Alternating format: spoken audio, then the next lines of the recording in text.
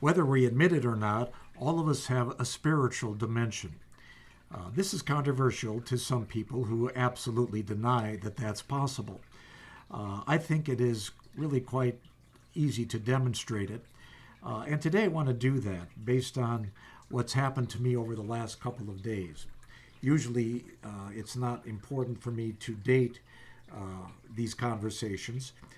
And this one is happening in late spring of 2023. But the events that I will describe are going to bring to mind two important words that relate to spirituality. What is coincidence and what is intention? Coincidental or intentional? It's easy to dismiss things that seem unlikely to occur together as anything but coincidental. But there were too many of these related to the same event for me to do that. And I'm inclined actually to give the benefit of the doubt when there is room for that to the spiritual side. Again, this causes some discomfort for those who reject the notion of God. And I hope that if you're one of those, you'll at least listen through this before tuning out and deciding that this is of absolutely no significance to you. What happened to me over the last couple of days was, in my opinion, intentional and not coincidental. I mentioned in an earlier talk that I have always felt it important to try to stay physically fit, and I go to the gym to do that, and I've made a number of friends there.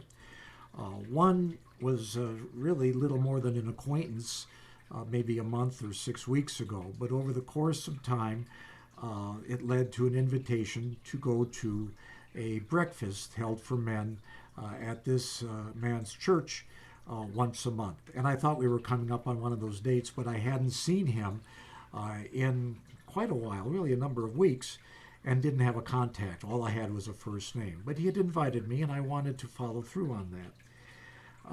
Anyway, 2 or 3 days ago now, it's 3, I did run into him and was grateful to do that.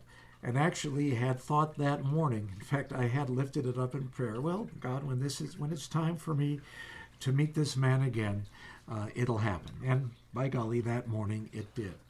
And I mentioned the breakfast, and he said, "Oh, I'm afraid we missed it for this month. It's the certain day of the week once a month," and that had already passed. But there is a men's dinner coming up tomorrow night, and I'd like you to be my guest.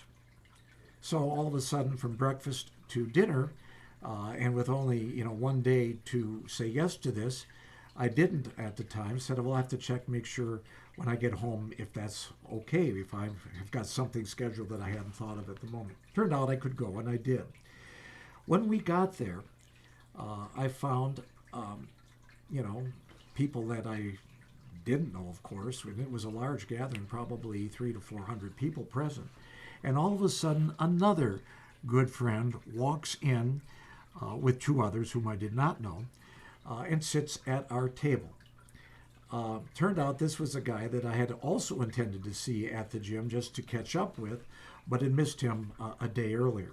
And here we are now, a day later, meeting up at an event that I had not planned to attend. I was invited to attend it by a new friend, and here the first friend shows up too. Well, this was a Christian men's dinner, and the speaker that night talked about, this is just last night as I record this, talked about his experience with a very sudden, dire prognosis.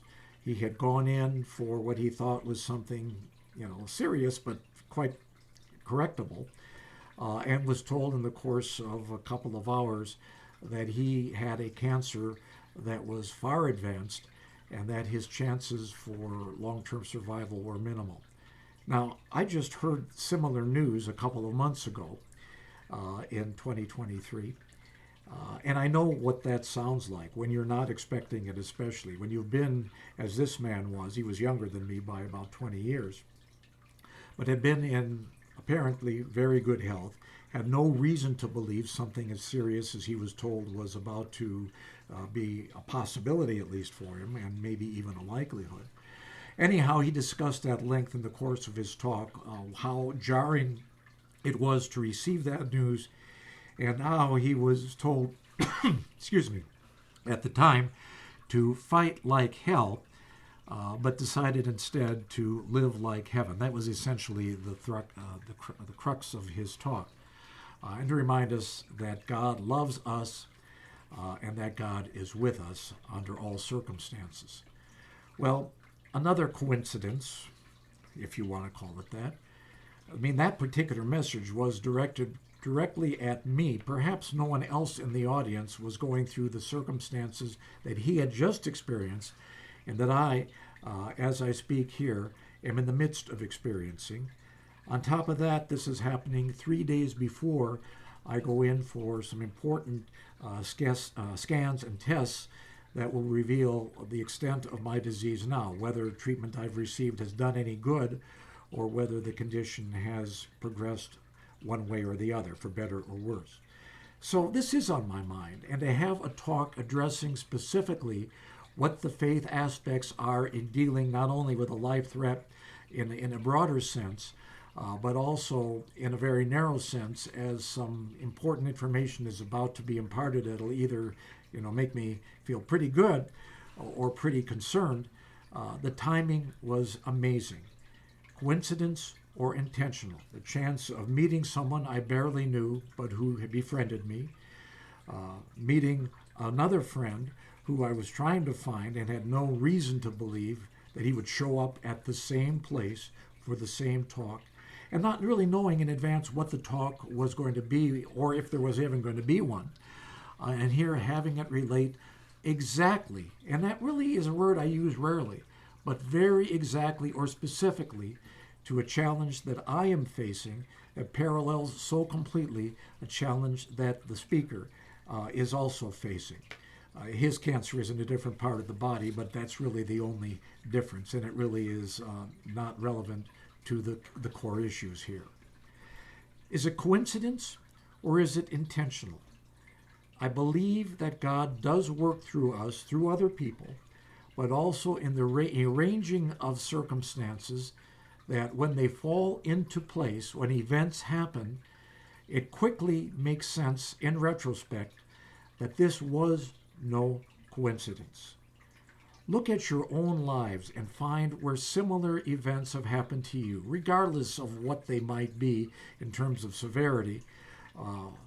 Have they been important enough, do you think, or kind of wild for whatever reason, to be the hand of God intervening in your life?